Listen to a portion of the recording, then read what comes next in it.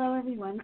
We'll get started. I'd like to welcome you to today's CPWR webinar on using partnerships to advance safety and health in construction. I'm Eileen Beatty, and I'm filling in for Jessica Bunting as the host for this event, since she'll be our main presenter today. Before we get started, I just want to go over a few quick things. Since Jessica normally provides technical support for these webinars, we won't be able to troubleshoot individual problems today. Frankly, I don't have the competence when it comes to webinars to troubleshoot, so I apologize for that. But we will be recording the webinar, and we'll send it out to everyone who registered for the event. If you're logged in but are experiencing difficulties hearing the sound through your computer speakers, we recommend that you call in using your phone instead, and the call-in information can be found in any of the event emails that you received. And just be sure to disconnect your audio from your computer or turn off your speakers to avoid an echo. And we'll take time at the end of today's presentation to answer any questions you have. And if you want to ask a question, just enter it into the Q&A or the chat box at any time during the presentation, and we'll review them and go through them at the end. So for those of you that may not be familiar with CPWR, we're a nonprofit dedicated to reducing injuries, illnesses, and fatalities in the construction industry. And we do this through three branches, each with a number of programs under them. We have our research arm that Jessica and I work under, a training arm, and a service arm. So as background for today's presentation, about 10 years ago, our research practice program was established in response to a report from the national academies, and they're finding that while significant research has been done on effective interventions, adoption by the industry has been slow. So the report raised two questions or challenges for us. How can we get this information into the hands of workers, and how can we increase contractors and workers' use of the research findings?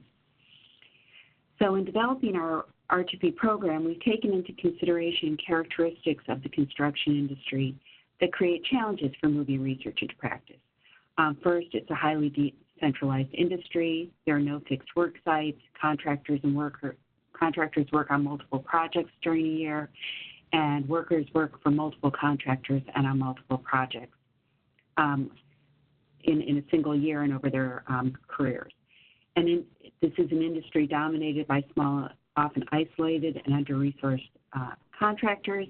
There's a very diverse workforce, and we have a rapidly changing platforms, mechanisms, and ways that our target audiences receive, share, and block information. So against this backdrop, we have three main areas of focus for our R2P program. The first is building R2P capacity, which is basically creating tools and materials that our CPWR and other researchers can use for their own research practice initiatives. And we develop and test materials and strategies to share the research findings with our target audiences. And then we establish and utilize R2P-focused stakeholder partnerships and networks to increase the use of research findings on job sites. And this third area is the focus of our presentation today. So now I'd like to introduce Jessica Bunting, who's our Assistant Director of our Research Practice Program. And today she's going to describe some of our partnerships, provide examples of how their involvement is influencing and advancing the use of research findings. She'll touch on what we've learned so far, and she'll introduce our partnership toolkit. So with that, I'll turn things over to Jessica. Thank you, Eileen. And in addition to helping me out as host today, Eileen is also our R2P director and oversees all of the efforts I'm going to be talking about. So we have several types of partnerships that we rely on to be able to carry out our work. You'll see on the screen that we have industry R2P partnerships that allow us to work directly with stakeholders and to connect them with researchers so that we are better coordinating both research and dissemination with the industry and ultimately expediting the adoption of safer work practices, products, and equipment. We also have interagency working groups that enable us to connect with other safety and health and government organizations that have similar priorities, so together we can have a bigger impact. We do communities of practice that bring together researchers and industry stakeholders with a shared interest in addressing a specific hazard that faces the construction industry. So such groups share expertise, lessons learned, and approaches for solving a challenge facing the industry. And this collaborative framework provides a platform to exchange research findings and discuss current research underway, identify how to better promote the use of those findings and solutions with target audiences. And then finally, we have networks that allow us to highlight existing connections and create new ones between safety and health researchers, intermediaries, and industry stakeholders to share, again, lessons learned, to pursue joint initiatives, promote safer work practices with a broader audience than we'd reach individually, and to identify new research needs. Oops. Skip the slide. Oh. Never mind, that's removed. Okay, so first I'm going to review a couple industry R2P partnerships. Our longest standing one was established in November 2010 at the beginning of our R2P program, and that is the Masonry RTP Partnership.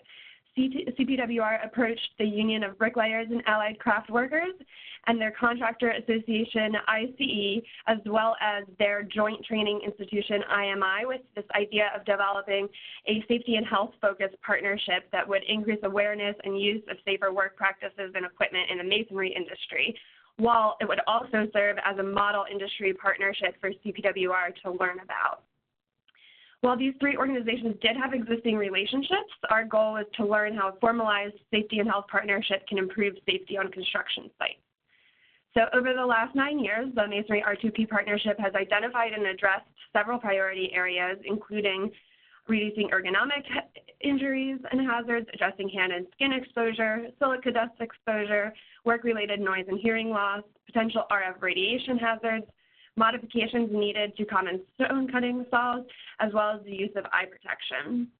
In 2014, the partnership transitioned from being fully facilitated by CPWR to appointing an internal facilitator to help keep things moving forward and to also serve as a point person for researchers to work with.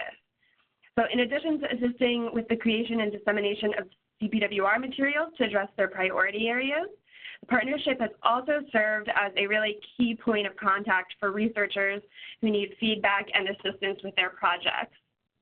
I'm going to provide a few examples of that. They've done 2 consecutive NIOSH silica studies on masonry restoration and tuck pointing projects. So they were able to do the first one, the researchers were able to do the first project with the support of the Masonry Partnership, and because that went well and they had their continued support, they were able to get additional funding for a follow-up project. These projects have been entirely made possible by the partnership producing connections and expertise. The researchers had ongoing access to regional IMI training center, and then later on to job sites with contractors as well. The projects have resulted in a number of guidance materials developed with input from partners that show that all 3 of the tools listed on the slide reduce silica exposures, with the mortar, knife, and the saw offering the most promising alternatives when it comes to reducing exposure.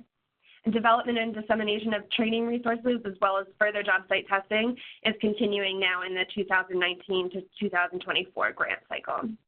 Another NIOSH project that the partnership provided expertise and assistance with is Chris Pan's study on the use of production tables on mass climbing work platforms.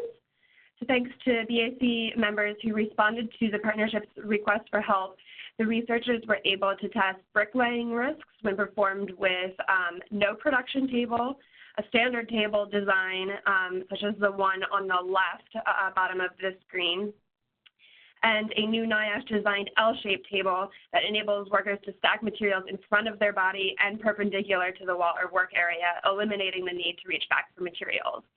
With that project, the lab work is now done, and the researchers are going to job sites to test the stability of anchored mass climbing work platform in real-life conditions. Another project that the Masonry Partnership has lent a good deal of support to is a CPWR Consortium recently completed project called SAVE. SAVE stands for Safety, Voice, and Ergonomics. It's a free training program designed to teach masonry brick and block apprentices about strain and sprain risks and ways to prevent injuries, along with teaching them problem-solving skills, as well as how to speak up on the job site and prevent safety hazards. SAVE was developed over 4 years with the support of and input from the Masonry R2P Partnership. They were extremely instrumental in the final product. And the final program has already been delivered to over 100 BAC IMI trainers and is currently being shared and integrated into their apprenticeship training nationwide. These available training materials are also available. They're available through IMI's online bookstore, but also on cpwr.com. And I should have mentioned this earlier, but all of the screens that have relevant links, those are listed in the top right corner if they're not elsewhere on the slide. And we will be sharing a PDF of these slides after the presentation today, so you will have the links to all of the materials.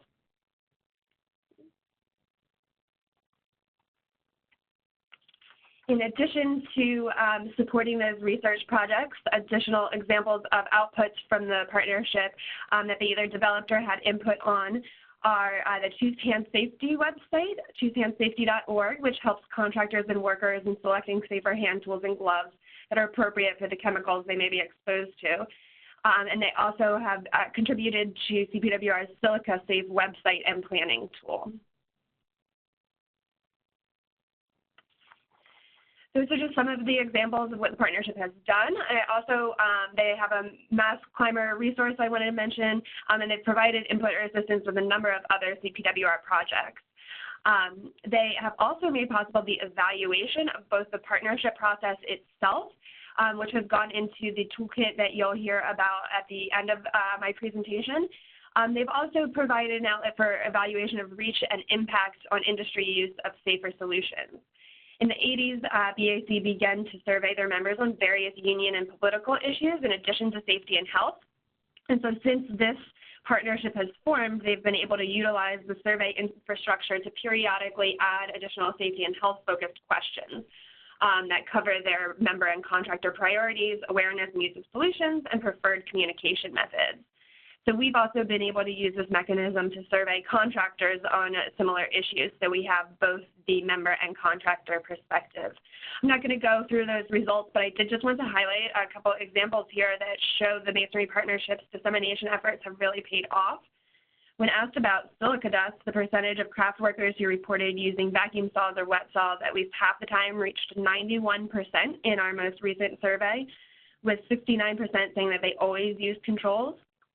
These statistics have really climbed from the original baseline survey, which had 83% using controls at least half the time, but only 19% using them always.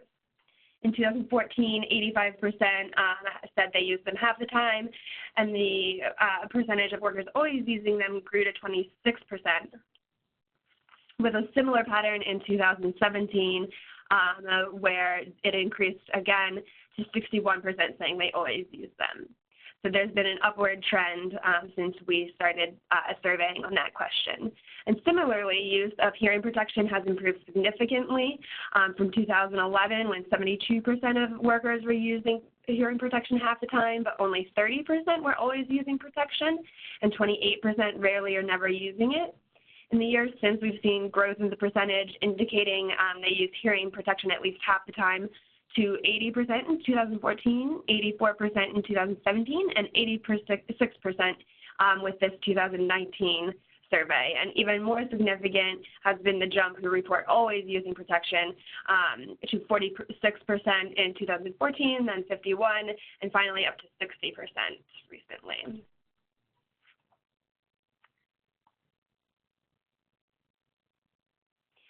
As we entered our second R2P grant cycle beginning in 2014, CPWR added another industry R2P partnership that brought together labor and management in the roofing industry through the Roofers Union and the NRCA.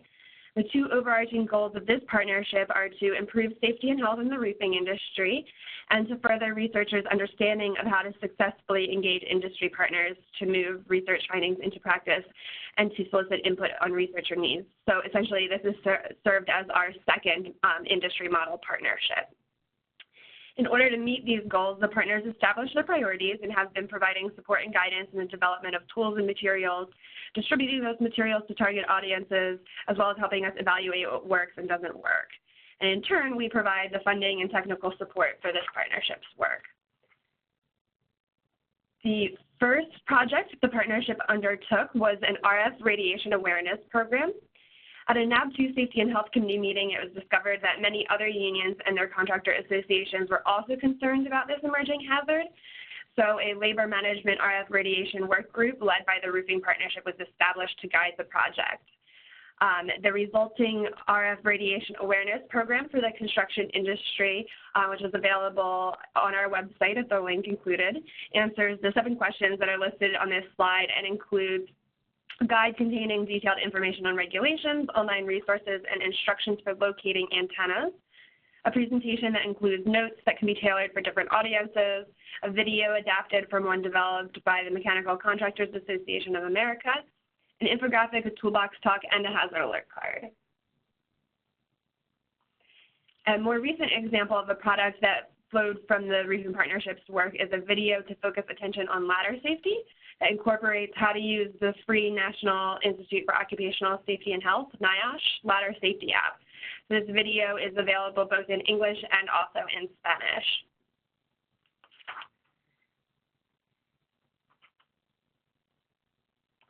Finally, the Roofing Partnership also works to help small employers assess and improve their job site safety climate and strengthen their businesses by developing a streamlined safety climate assessment tool specifically for small contractors.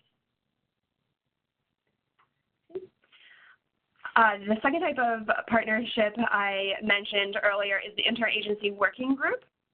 In 2010, we established an R2P working group with OSHA and NIOSH to address a number of priorities and hazards, and we implemented strategies to share each organization's key information and messages to broader audiences. This partnership has increased the R2P capacity of all 3 organizations. One of the first efforts we worked on together was the Silica Safe site I already mentioned in relation to the Masonry Partnership. We also, probably one of our biggest collaborations has been the national campaign to prevent falls in construction that we all 3 lead and work on. We began this campaign in 2012 with the goal of preventing fatal falls from roofs, ladders, and scaffolds by encouraging construction contractors to plan ahead to get the job done safely, provide the right equipment, train everyone to use that equipment safely. And then in 2014, we added the annual safety stand-down event inspired by OSHA to get contractors and workers to really pause and pay attention to fall prevention. So on our end, CPWR is heavily focused on the creation and dissemination of materials in support of the campaign and stand-down. We manage the joint campaign website, stopconstructionfalls.com. This site has everything you need to know about participating in the campaign and the safety stand-down. Includes a long list of planning materials, handouts, training resources, and more from CPWR, NIOSH, OSHA, as well as other campaign partners. In addition to just working on the campaign and the campaign promotion together, we also work on evaluation of this campaign collaboratively. So one way we do this is that OSHA provides data from their Certificate of Participation database, and CPWR conducts the analysis. So we know anecdotally that many more contractors and workers are participating and not obtaining certificates. But this data does at least give us a snapshot of who the campaign is reaching and how they are participating. So I'm actually working on finalizing the analysis of this data, and we'll be publishing additional information on stopconstructionfalls.com soon. But for now, you can just see sort of just the top-level view that in the 2019 certificate database alone, 3,495 individual stand-downs were reported, and over 457,000 workers were reached.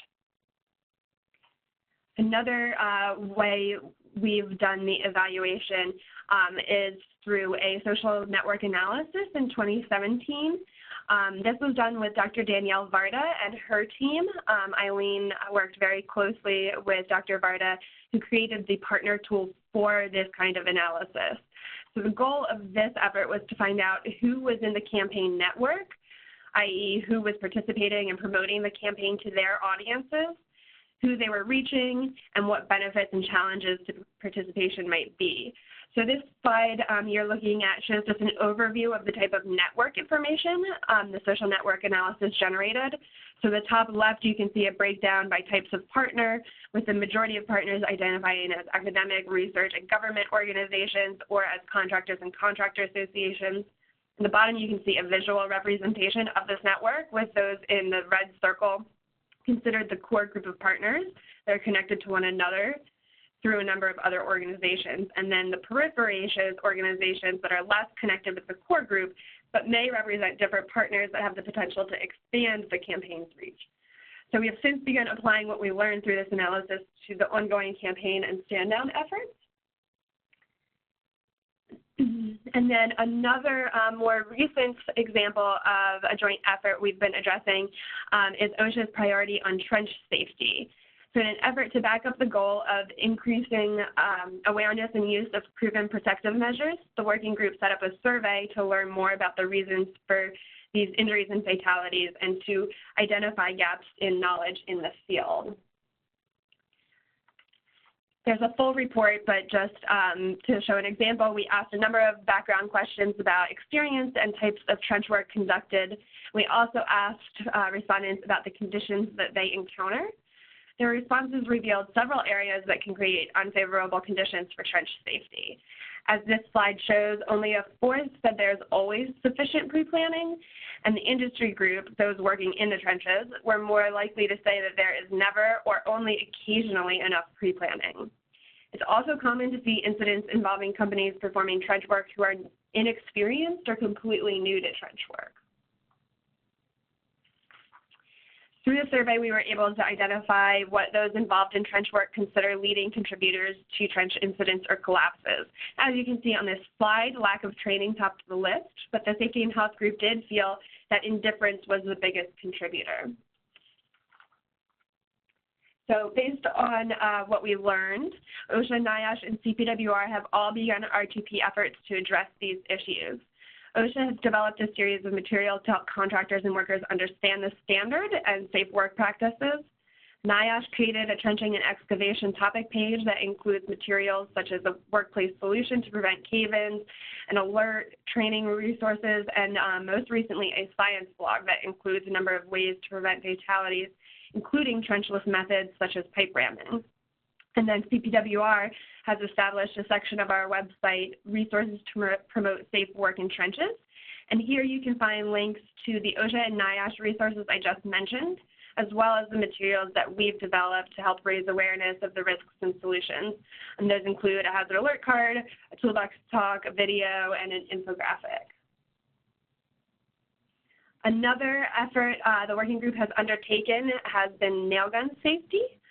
OSHA and NIOSH created a nail gun safety guidance document a while back, and CPWR compiled this along with a number of research project outputs and other resources at nailgunfacts.org. This website was originally created by a CPWR research team led by Hester Lipscomb, but after their project wrapped up, we incorporated it as a section on cpwr.com, which you can still access with this same URL, nailgunfacts.org. In addition to our working group, CPWR also became a part of the OSHA Alliance program a couple of years ago. As Alliance, CPWR supports OSHA priorities through the development of new resources on topics selected by OSHA and identified by the Construction Alliance Roundtable, and by sharing resources with other construction alliances. This heat exposure infographic meant to support OSHA's heat campaign is an example of one of our alliance products. Now, the third or fourth type of partnership I mentioned are these networks where we are bringing together sort of existing groups. And in 2014, as part of our R2P initiative and with the support of the National Institute of Environmental Health Sciences, NIEHS, the link between CPWR's consortium of safety and health researchers and our extensive training network was formalized through the establishment of the Trainers and Researchers United Network, which we call Trueness. The goal of Trueness is to give researchers, trainers, and trainees ready access to each other's experience and expertise. And we also wanted to explore how we could use our training program's connection to the Building Trades National Network of Trainers in support of our R2P efforts. So this is a bit of a crossover between branches that Eileen had identified earlier. So to see how we could use this network, we conducted a pilot project focused on noise and hearing loss, which also fit in with our R2P working group priorities, as well as those of the Masonry RTP Partnership. So this is considered a joint effort with the support of several partnerships. And as you know, this is because hearing loss is a serious problem for workers in the construction industry, with 3 out of every 4 construction workers being overexposed to noise on a job site. As with many of our efforts, the first step prior to determining how to address this issue was to understand more about it. CPWR used Trueness to conduct multi-trade surveys of more than 200 trainers and more than 4,000 workers to understand the types of training taking place, as well as training needs and gaps. We involved the R2P working group by relying on their expertise in the development of trainer and worker surveys on the topic, and then the Masonry Partnership was one of the unions to help test and field the surveys. We received survey responses from a broad cross-section of trainers and workers, and the findings identified a need for additional training materials, as well as new strategies to improve retention of the information and training provided. So based on these findings, CPWR's R2P and training staff worked together to develop the Construction Noise and Hearing Loss Prevention Training Program. This program can be used in a couple different ways. It's a comprehensive program and includes modules and exercises that can be used all together as part of an OSHA training program or completely on their own. So we have a 1-hour elective module, which provides instructors with materials to fulfill 1 hour of the 2-hour training requirement for health hazards in the OSHA 30. We also have additional training resources available for RF and silica exposure that pair well to help fill the remaining hour. We have a 30-minute elective module designed to fill the OSHA 10-hour program requirement for a half-hour training module on a health hazard, or it can just be used for a portion of the 30-hour training requirement.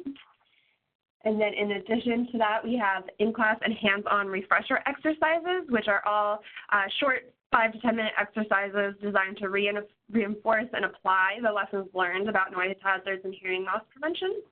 This includes materials that can be incorporated into safety and health training modules or as part of hands-on skills training programs. In addition to CPWR resources, the training program also incorporates the use of the NIOSH Sound Level Meter app and their By Quiet program.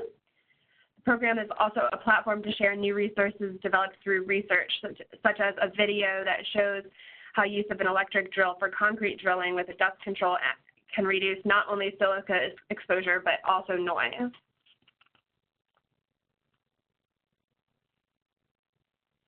Another more recent network that CPWR has launched is the Construction Safety and Health Network, an online platform for collaboration and sharing between researchers, trainers, and construction stakeholders. We originally had the thought to build this network using an existing platform such as LinkedIn, but after a number of meetings and workshop discussions with representatives from the target audiences we wanted to involve, we decided that it would be better to create a more streamlined platform that requires less time and engagement than a social network, while still providing ways to receive and push out information according to preferences. In addition, it intentionally addresses concerns about privacy and suggestions for user friendliness that we have, so that we have an end product that people will use and won't feel as a burden. In the search section of the network, you can view and search through articles, resources, and requests for collaboration that are posted. In the Collaborate section, you can look through the network directory to find possible partners, or you can just submit a request for collaboration through our form. And in the Share section, we take submissions for content to be posted. You don't have to be a member of the site in order to use it. In fact, we are only up to about 180 members so far, but are seeing thousands of unique visitors and page views. But there are benefits to joining. By completing a profile, you show up to others in the network directory based on areas of expertise or topics of interest. So You can choose how much you share with them and whether you want to be contacted directly or through CPWR, but it does make you visible to others who may be working on similar projects to you. And by completing a profile, it also allows you to customize your email notifications so that you can stay informed on topics of interest without having to check back to the site and without getting emails about topics you are not interested in. Another type of partnership that I mentioned is the community of practice. We've been facilitating the ergonomics community of practice, which is a group of researchers, safety and health professionals, insurance representatives, and other industry stakeholders that was created specifically to address issues around construction ergonomic hazards and solutions. Their work has led to the development of a pilot manual materials handling program created with a social marketing approach in mind. They also generated a social marketing toolkit, which you see on the screen there throughout this process. The resulting program is called Best Built Plans, and it's designed to provide resources to contractors, workers, trainers, and other industry stakeholders to help them reduce manual materials handling and related risks.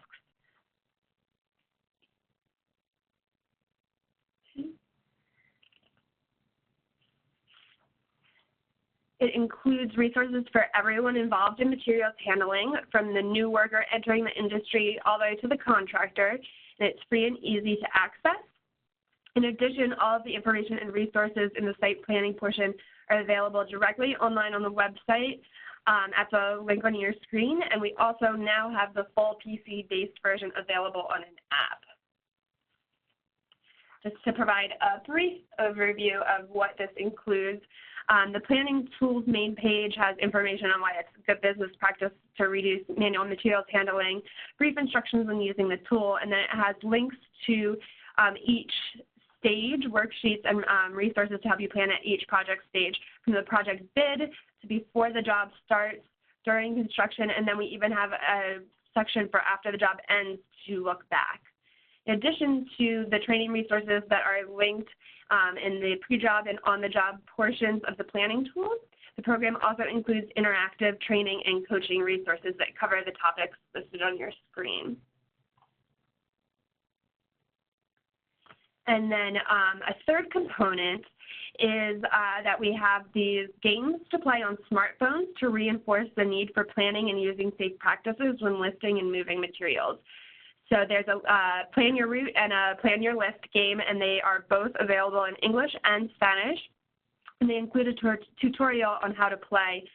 You can get that on Apple, Google, and Amazon. There are also supplemental materials such as 9 infographics that can be used for social media and articles on websites or blown up and used as posters or handouts on job sites. And all of this is available at Best Built Plans. So we actually, you may have been on a previous webinar about this program, but we piloted the program with a small group of contractors over the last year to find out what works, doesn't work, and what's missing.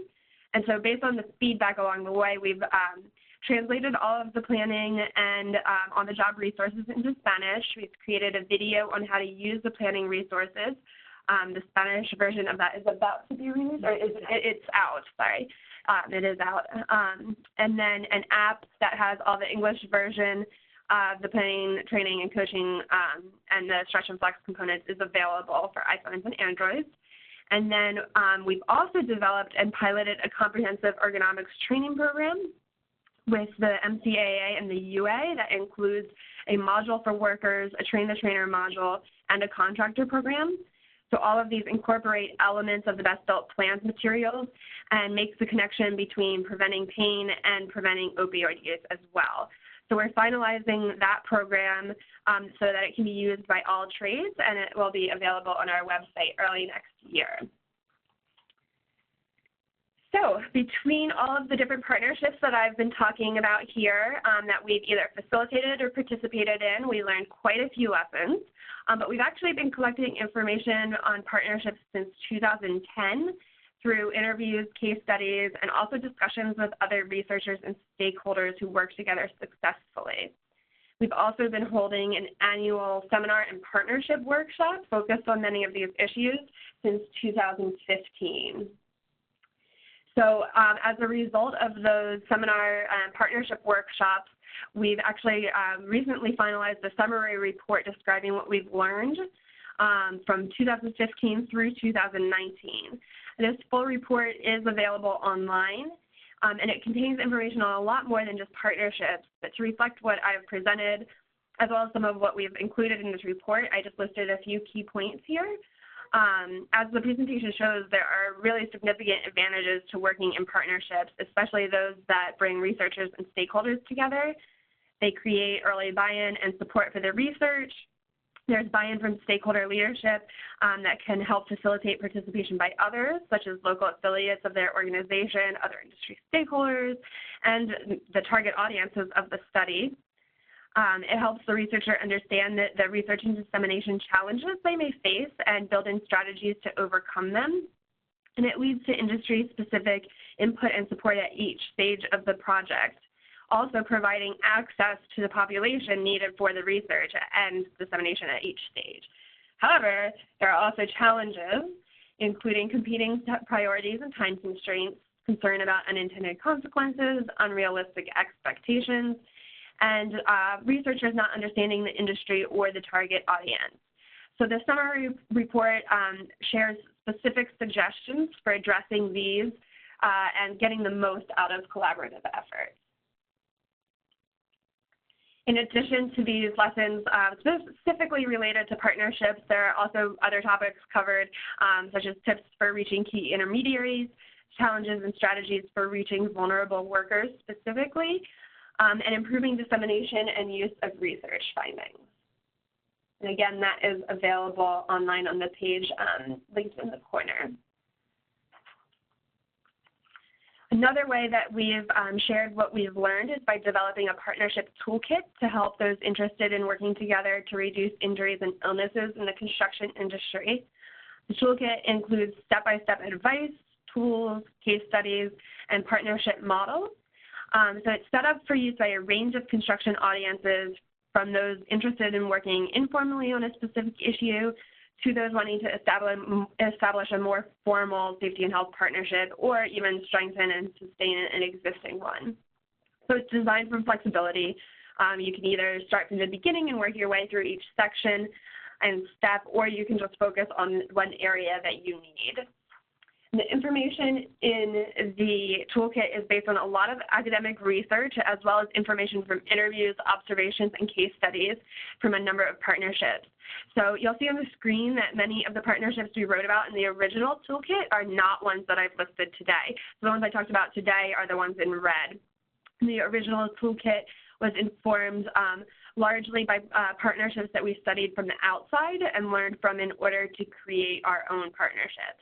And so we use what we learn through that and our partnerships to update the toolkit, and we are actually currently working on additional updates based on what we learned in the most recent grant cycle.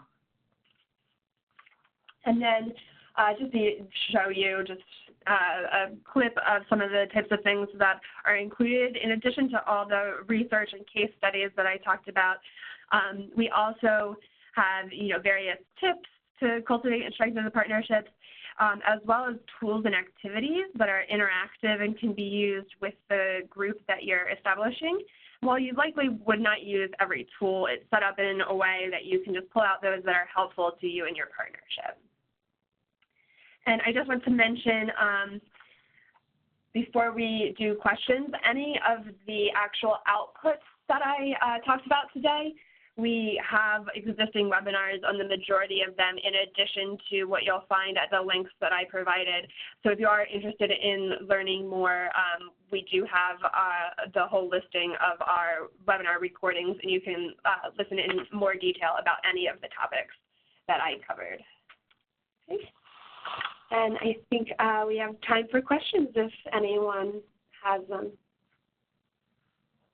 So the first question is, how do you do the social network analysis? And, as Jessica mentioned, we worked with Dr. Varda on that. And as we were going through, so there's, on our website is a summary report of the social network analysis of the Falls campaign. But what we thought after we did it is that it would be very helpful to have some kind of a primer to explain the whole process. And we put that together, and that will be posted on our website very soon, and so we can let you know when that's available. Let's see,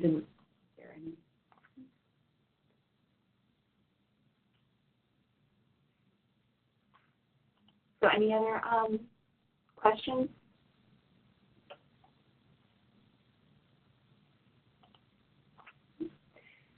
So do you have any? So we haven't had a formal partnership with any of, so the question is, have we partnered with any of the OSHA Susan Harwood grantees? And while we haven't had a formal partnership, we have benefited from several of the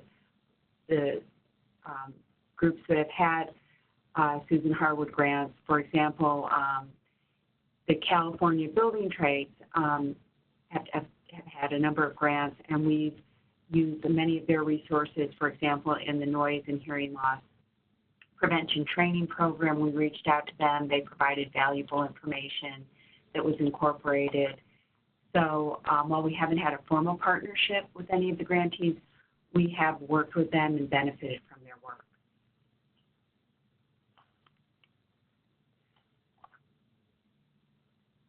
The next question is, does CPWR work with other professional organizations such as ASSP, AIHA? Jessica, why don't you respond to that? And the answer to that is yes, actually in a number of ways. So the first one that comes to mind is through our relationships with OSHA, we are a partner in the Safe and Sound campaign, which I didn't mention during today's presentation, but we're one of the 9 partner organizations that work on that annual campaign. We have been for the last 2 years, and the second year just got wrapped up.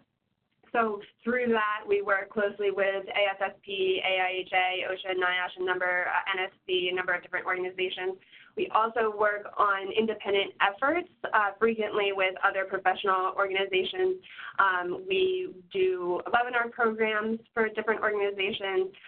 We've written articles. We work collaboratively on more hazard-specific, topic-specific efforts rather than having formalized partnerships. But the Safe and Sound campaign is a formal way that we have built relationships with some of the other organizations listed.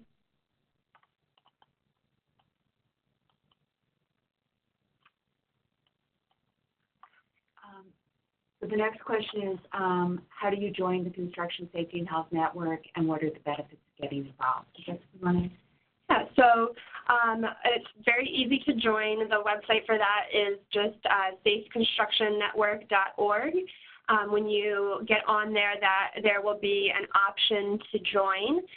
You just fill out the registration, which will involve getting a password assigned to you that you can then change. That it allows you to decide whether you want to be listed in the network directory, what topics you're interested in for those collaboration, as well as for receiving information when we post on those topics, and to sort of tailor your other information, contact info, et cetera.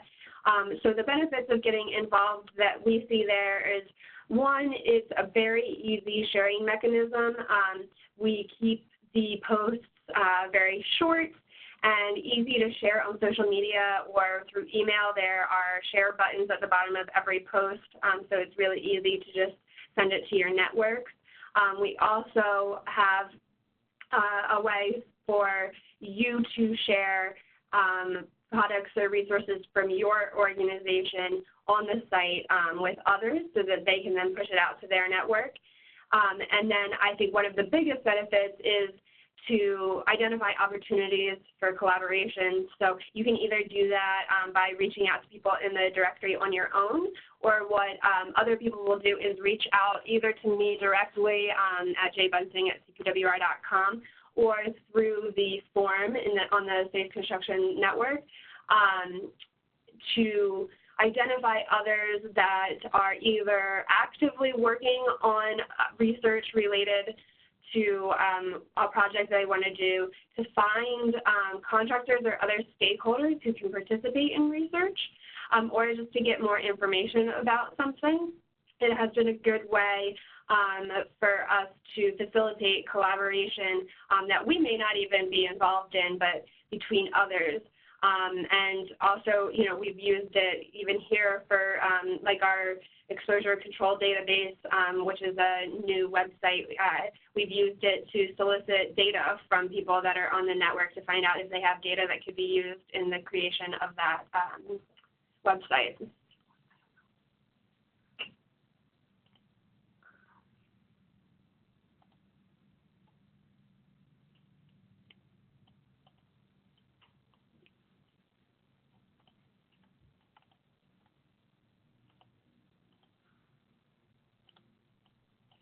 We're just, there are some general comments, and we're just looking to see if there are additional questions.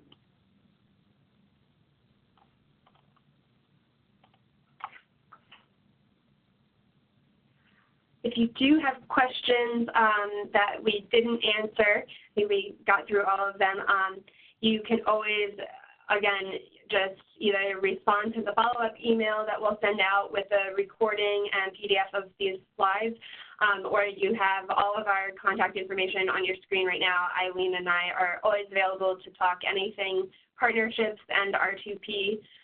You can always reach out to us that way. So we just want to thank you all for your time this afternoon.